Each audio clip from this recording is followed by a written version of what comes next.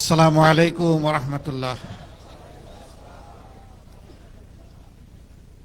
বিজয় দিবসের উষালগ্নে আমি আমার অন্তরের অন্তঃস্থল থেকে উপস্থিত যুব বন্ধুগণ সহ গোটা দেশবাসীকে আন্তরিক শুভেচ্ছা এবং অভিনন্দন জ্ঞাপন করছি। প্রিয় দেশবাসী, বাংলাদেশ মহান আল্লাহ তাআলার দান, আমাদের প্রিয় জন্মভূমি। আল্লাহর সৃষ্টি অঞ্চল 1 শতাব্দীর ভিতরে দুইবার স্বাধীনতার মুখ দেখেছিল। 1947 আজাদী আন্দোলনের মধ্য দিয়ে এই ভূখণ্ড অখণ্ড পাকিস্তানের একটি প্রদেশ ছিল। পাকিস্তান আমলে শাসক গোষ্ঠী পূর্ব পাকিস্তানের সাথে বৈষম্য ক্ষেত্র বিশেষে অবিচার করার কারণে এদেশের মানুষ পাকিস্তানি শাসক গোষ্ঠীর বিরুদ্ধে ফুঁসে উঠেছিল। 69-এর গণ আন্দোলনের হাত ধরে 70-এর সাধারণ নির্বাচন অনুষ্ঠিত হয়েছিল। এই নির্বাচনের পর পাকিস্তানি শাসক গোষ্ঠীর একগুঁয়েমির কারণে নির্বাচিত দল এবং জনপ্রতিনিধিরা জনগণের ভোটের ম্যান্ডেটে যারা নির্বাচিত হয়েছিলেন তারা তাদের রাজনৈতিক অধিকার পাননি। সেদিন জনগণের ভোটের প্রতি সম্মান দেখাতে ব্যর্থ হওয়ার কারণেই একটি যুদ্ধ অনিবার্য হয়ে উঠেছিল। এদেশের ছাত্র, শ্রমিক, কৃষক জনতা এক কাতারে সামিল হয়ে হানাদার বাহিনীর বিরুদ্ধে যুদ্ধে ঝাঁপিয়ে পড়েছিল। বুক ভরা আশা আর চোখ ভরা স্বপ্ন নিয়ে যে প্রিয় দেশটি সব ধরনের বৈষম্যের হাত থেকে মুক্তি পাবে, সামাজিক ন্যায় বিচার নিশ্চিত হবে, দেশ মর্যাদার আসনে প্রতিষ্ঠিত হবে, জাতি হিসাবে গর্ব করে বুক ফুলিয়ে বিশ্বের বুকে আমরা চলাফেরা করতে পারব। যারা সেদিন নির্বাচিত হয়েছিলেন তারা এমনটাই জাতিকে আশ্বস্ত করেছিলেন। কিন্তু স্বাধীনতা পরবর্তী বাংলাদেশ, যেই দেশটি বিপুল সংখ্যক মূল্যবান জীবন, সম্পদ আর ইজ্জতের ত্যাগ কুরবানির বিনিময়ে অর্জিত হয়েছিল, শাসক গোষ্ঠী জনগণের সাথে কথা রাখেনি। সেদিন যারা লড়াই করেছিলেন, জীবন দিয়েছিলেন, আহত পঙ্গু হয়েছিলেন, তাদের সকলের প্রতি আমরা গভীর শ্রদ্ধা নিবেদন করছি। তারা জাতিকে ভুলে গিয়ে একটি পরিবার, গোষ্ঠী এবং সর্বোচ্চ একটা দলকেই তারা বাংলাদেশের মালিক এবং জমিদারে পরিণত করেছিলেন। বাকি সমস্ত মানুষকে তারা দাসত্বের শৃঙ্খলে আবদ্ধ করেছিলেন। বহুদলীয় গণতন্ত্র খতম করে দিয়েছিলেন। মিডিয়ার স্বাধীনতা কেড়ে নিয়েছিলেন। মানুষের বাঁচার অধিকার তারা কেড়ে নিয়েছিলেন। ভোটের অধিকারও তারা কেড়ে নিয়েছিলেন। এক কথায় নগর জীবনে, জনজীবনে মানুষ হিসেবে মানুষের যে সমস্ত মৌলিক মানবিক অধিকার আছে সবগুলা সেদিন দলিত মতিত হয়েছিল।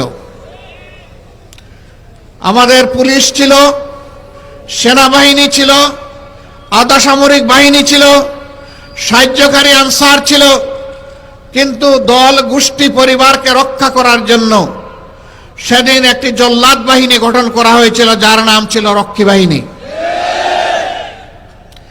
এই জল্লাদ বাহিনীর হাতে মানুষের জীবন সম্পদ এবং ইজ্জতকে অবলীলায় তুলে দেওয়া হয়েছিল। যখন যাকে ইচ্ছা তাকে খুন করা হয়েছে, এ মানুষগুলার সামান্যতম বিচার পাওয়ার কোনো অধিকার সেদিন ছিল না। মা বোনদের ইজ্জত লুণ্ঠন করা হয়েছে। সম্ভ্রমশীল পরিবারের লোকেরা তাদের মেয়েদেরকে শিক্ষা প্রতিষ্ঠানে পাঠানো বন্ধ করে দিয়েছিল। ঘর থেকে মা বোনরা বের হতে চাইতেন না, এরকম একটা বিভীষিকাময় অবস্থা তৈরি করা হয়েছিল। মন্ত্রী প্রধানমন্ত্রীর ছেলেরা ব্যাংক ডাকাতিতে লিপ্ত হয়েছিল। বাংলাদেশের জনগণের জন্য বিশ্ব থেকে এই বিধ্বস্ত অবস্থায়, যুদ্ধ বিধ্বস্ত একটি দেশের জন্য যে সমস্ত রিলিফ সামগ্রী এসেছিল তা বাংলাদেশে আসার আগেই বিদেশের মাটিতে বিক্রি হয়ে গিয়েছিল। ৭৪-এর দুর্ভিক্ষে লাখো লাখো মানুষ সারা বাংলায় হাটে মাঠে পথে ঘাটে তাদের লাশ পড়ে থেকেছে। এই লাশ দাফন করার মতো কোনো ব্যবস্থা সেদিন ভালোভাবে ছিল না। সেদিন আঞ্জুমানে মফিদুল ইসলাম ঢাকার লাশগুলার দাফনের ব্যবস্থা করেছিল, কিন্তু সারা বাংলার চিত্র ছিল সম্পূর্ণ ভিন্ন। তারা সোনার বাংলা গড়ার ওয়াদা করে বাংলাকে শ্মশান বাংলায় পরিণত করেছিলেন। মাত্র 4.5 বছরের দুঃশাসন মানুষকে তটস্থ করে তুলেছিল। এরপরে তাদের কার্যক্রমের পরিণতি হিসাবে দুনিয়া থেকে তারা বিদায় নিয়েছিলেন। কে সেদিন তাদেরকে হত্যা করেছিল? যারা ৭১-এর রণাঙ্গনে বুক চিতে দেশের স্বাধীনতার জন্য যুদ্ধ করেছিল, সেই সৈনিকরা কেন তারা সেদিন খেপে গিয়েছিল? এর উত্তর আওয়ামী লীগকেই খুঁজতে হবে, জাতিকে নয়।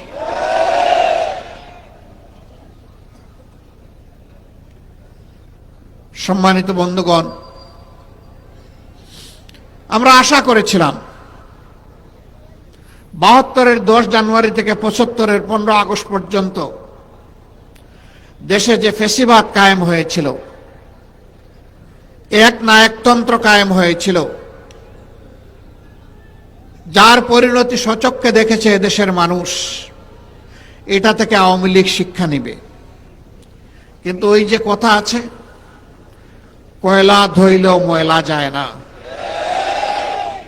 সাবান আর সার্ফ এক্সেল যা দিয়েই ধর না কেন, কালো কয়লা আরো কুচকুচে কালো হয়। আওয়ামী লীগের ক্ষেত্রে তাই হয়েছে। 3 দফায় বাংলাদেশের মসনদে তারা এসেছিলেন। ৭২-এর 10 জানুয়ারি, আবার এসেছিলেন 96 সালের 10 জানুয়ারি, এরপরে তারা আবার এসেছিলেন 2009 সালের 7 জানুয়ারি।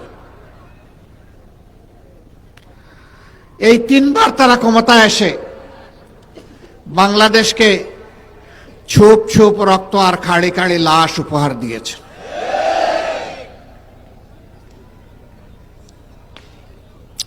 ছিয়ানব্বই সালে ক্ষমতায় আসার আগে হাত জোড় করে তারা জনগণের কাছে ক্ষমা চেয়েছিলেন। অতীতে আমাদের দল বাংলাদেশের জনগণের সাথে যে অন্যায় আচরণ করেছে, যে জুলুম করেছে, আমরা বিনা শর্তে মাপ চাই। একটিবারের জন্য আমাদেরকে আপনারা ক্ষমতায় দিন। আমরা ভালো হয়ে গেছি, এখন দেশের জন্য ভালো কিছু করতে চাই। হাতে তসবি ছিল, মাথায় ঘুমটা ছিল। জনগণ সহজ সরলভাবে ধারণা করেছিল তাদের মানসিকতার পরিবর্তন হয়েছে, কিন্তু না। যখনই তারা মসনদে বসলেন, তারা আপন রূপে আত্মপ্রকাশ করলেন। আপনাদের মনে থাকার কথা, তৎকালীন প্রধানমন্ত্রী চট্টগ্রামে গিয়ে বলেছিলেন, চট্টগ্রামের নেতাদেরকে তিরস্কার করে একটা হত্যাকাণ্ডের ঘটনাকে কেন্দ্র করে তোমরা কি হাতে চুড়ি পরে বসে আছো? তিনি ঘোষণা দিয়েছিলেন, আর যদি আমার দলের একটা মানুষকে হত্যা করা হয় তাহলে তার বিনিময়ে 10টা লাশ ফেলে দিতে হবে। এই ছিল একজন প্রধানমন্ত্রীর দায়িত্ব জ্ঞানহীন হুঙ্কার, আস্ফালন। তারা তাই করেছিলেন। সেই সময়টা খালে বিলে নদীতে নালায় জঙ্গলে হাটে মাঠে সর্বত্র মানুষের টুকরা টুকরা লাশ পাওয়া যেত। এরপরে জনগণের দ্বারা তারা প্রত্যাখ্যাত হলেন। আবার অস্থিতিশীল পরিবেশ সৃষ্টি করে 2006 সালের 28 অক্টোবর প্রকাশ্য দিবালুকে পল্টন মোড়ে সাপকে যেভাবে মারা হয় সেইভাবে লগি বৈঠা দিয়ে পিটিয়ে পিটিয়ে মানুষ হত্যা করা হলো। এমনকি বিশ্ব বিবেক আর মানবতাকে লজ্জা দিয়ে সেদিন মাটিতে পড়ে যাওয়া নিথর শরীরের উপর উঠে তারা লাফালাফি নাচানাচি করেছিল। এরা কোন প্রজাতি? এরা কি আসলেই মানুষ প্রজাতি? পশুও এরকম আচরণ করে না। তারা তাই করেছিলেন। সেদিন টেলিভিশনের সামনে বসে থাকা শিশুরা চিৎকার দিয়ে অনেকে বেহুশ হয়ে পড়েছিল। দেশ বিদেশ থেকে ধিক্কার জানানো হয়েছিল, কিন্তু না, তারা এর মধ্য দিয়ে জানান দিয়েছিল আগামীতে চলে বলে কৌশলে আমরা ক্ষমতায় যাবই, আর আমরা ক্ষমতায় গিয়ে যা করব আজকে তার একটা রিহার্সেল দেখালাম বিশ্ববাসীকে। সেই তারা ক্ষমতায় এসে বিডিআরের পিলখানায় হত্যাকাণ্ড থেকে শুরু করে জামাতে ইসলামীর সম্মানিত নেতৃবৃন্দকে হত্যা করার মধ্য দিয়ে তারা যে খুনের রাজত্ব কায়েম করেছিলেন, আমরা তার বিভৎস চেহারা শাপলা চত্বরেও দেখেছি। আমরা বাংলাদেশের সর্বত্র দেখেছি। এমন কোন জনপদ নেই যেখানে তাদের হাতে মানুষ খুন হয়নি। এমন কোন জনপদ খুঁজে পাওয়া যাবে না আমাদের মাদের ইজ্জত তাদের হাতে যেখানে লুণ্ঠিত হয় নাই। একটা প্রতীকে ভোট দেওয়ার অপরাধে নোয়াখালীর সুবর্ণচরে আমার একজন মায়ের কি অবস্থা হয়েছিল 18 কোটি মানুষ তার সাক্ষী। 5 আগস্টের পরিবর্তনের পর সেই পরিবারে গিয়েছিলাম। ওদের কথা শুনে আমরা আমাদের বুক সামলাতে পারিনি। বলবেন এর আগে যাননি কেন? এর আগে যাওয়ার কোনো পরিবেশ আমাদের জন্য ছিল না। আমরা যখনই পরিবেশ পেয়েছি তখনই তাদের কাছে ছুটে গিয়েছি। তাদের দুঃখ কষ্ট, তাদের ব্যথা বেদনা আমরা দূর করতে পারবো না, কিন্তু তাদের দুঃখ কষ্টের অংশীদার হওয়া ছিল আমাদের নাগরিক দায়িত্ব। আমরা সেই অংশীদারিত্ব শুধু নিয়েছি।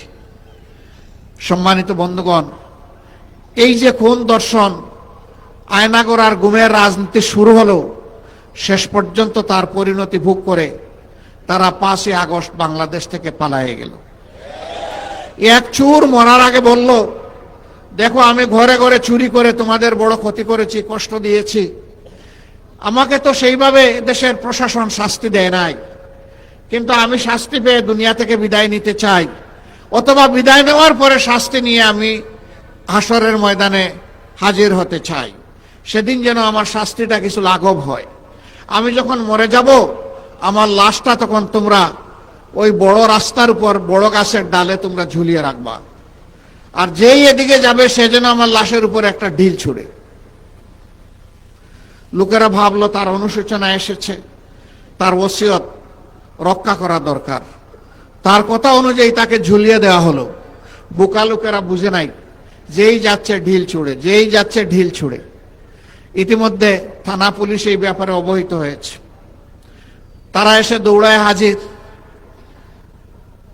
এই অবস্থা দেখে তারা শয়ে শয়ে পুলিশ গোটা গ্রাম এলাকা ঘেরাও করে পুরুষদেরকে গ্রেফতার করতে শুরু করলো। তখন জনগণ বুঝতে পারলো ধূর্ত চোর কি কারণে আমাদেরকে এই ওসিয়ত করেছিল। ও মরার আগেও আমাদেরকে কষ্ট দিয়েছে, মরার পরেও আমাদেরকে কষ্ট দিতে চেয়েছিল। ফ্যাসিবাদীরা পালিয়ে গিয়ে দেশের মানুষকে কি শান্তি দিচ্ছে? সর্বশেষ ঘটনা, আমাদের কলিজার টুকরা আমাদের ভাই শরীফ ওসমান হাদির উপরে গত জুমার নামাজের পরে প্রকাশ্য দিবালোকে ঢাকার রাজপথে তারা গুলি করে তার জীবনটা শেষ করে দিতে চেয়েছে। সে এখন জীবন মৃত্যুর মাঝখানে আছে।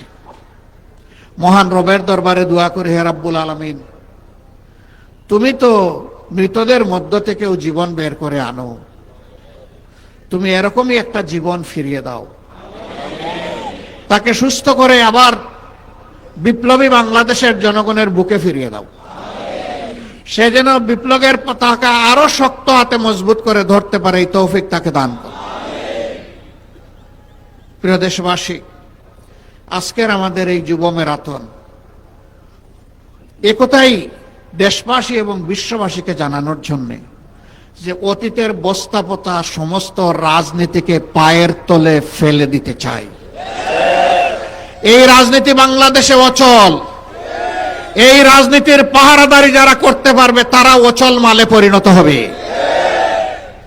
এখন বাংলাদেশে নতুন রাজনীতি করতে হবে, যেই রাজনীতি হবে দেশ জাতি স্বাধীনতা এবং সার্বভৌমত্বের পক্ষে, যেই রাজনীতি হবে বিশ্বে মাথা উঁচু করে দাঁড়ানোর পক্ষে, যেই রাজনীতি হবে দুর্নীতির বিপক্ষে, যেই রাজনীতি হবে চাঁদাবাজদের বিপক্ষে, যেই রাজনীতি হবে দখলবাজদের বিপক্ষে, যেই রাজনীতি হবে মামলাবাজদের বিপক্ষে,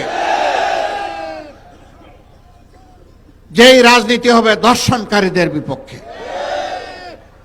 সম্মানিত বন্ধুগণ, আমরা শান্তির এক টুকরা বাংলাদেশ চাই, এমন বাংলাদেশ চাই যেই বাংলাদেশের প্রাণ হবে যুব সমাজ। এই যুব সমাজের হাত ধরে আজকের ম্যারাথন যেমন এগিয়ে যাবে, আগামীকালের বাংলাদেশও তেমনি এগিয়ে যাবে ইনশাআল্লাহ। মুক্তির এই মুসিল মুক্তির মঞ্জিলে না পৌঁছা পর্যন্ত আর থামবে না ইনশাআল্লাহ। আমরা বারবার বলে আসছি, আমরা আমাদের দলের বিজয় চাচ্ছি না, আমরা চাচ্ছি 18 কোটি মানুষের বিজয়। এই বিজয়ই হবে আমাদের দলের বিজয়। 18 কোটি মানুষের বিজয় হিসাবে যা চিহ্নিত হবে, সেই বিজয়ের আমরা হব অংশীদার ইনশাআল্লাহ। আর এই বিজয়ের পথে বাধার যত দেয়াল তুলে দেয়া হবে, এই যুবকরা লাথি মেরে সমস্ত দেয়াল ভেঙে চুরমার করে দেবে ইনশাআল্লাহ। কোন দেয়ালে আমরা টিকতে দেব না, কোন ষড়যন্ত্র করে লাভ হবে না। কেউ যেন নিজেকে অতিরিক্ত ধূর্ত না ভাবেন। জনগণ এখন তার নিজের বুঝটা বুঝতে শিখেছে। কাউকে আর ছাড় দেওয়া হবে না। কোন কালো হাত সামনের দিকে এগিয়ে আসলে সেই কালো হাত জনগণ অবশ করে দেবে।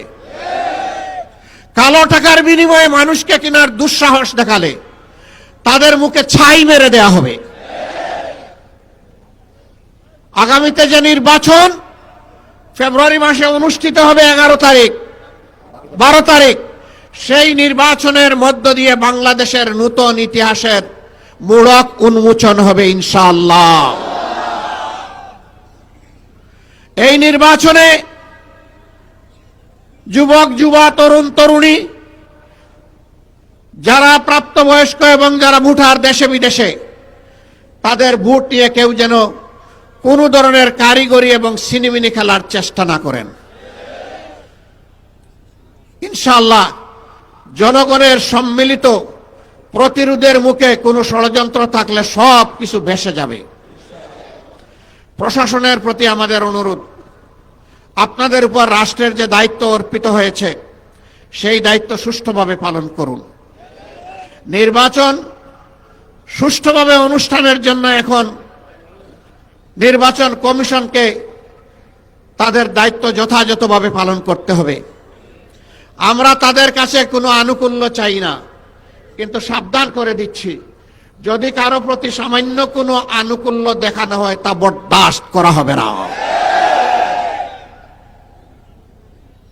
আমরা চাই আপনারা আপনাদের শপথের আলোকে নিরপেক্ষভাবে সে দায়িত্ব পালন করুন।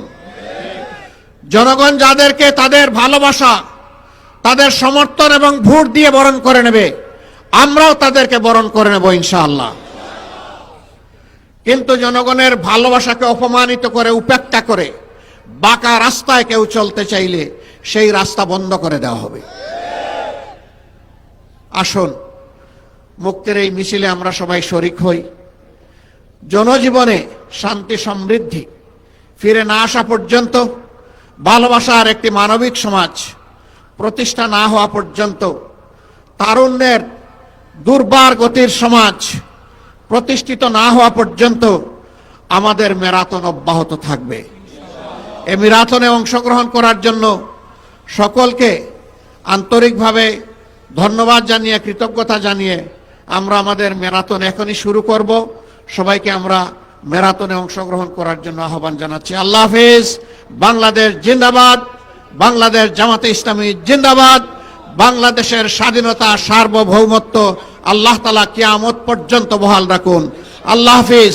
আসসালামু আলাইকুম ওয়া রাহমাতুল্লাহি ওয়া বারাকাতুহু।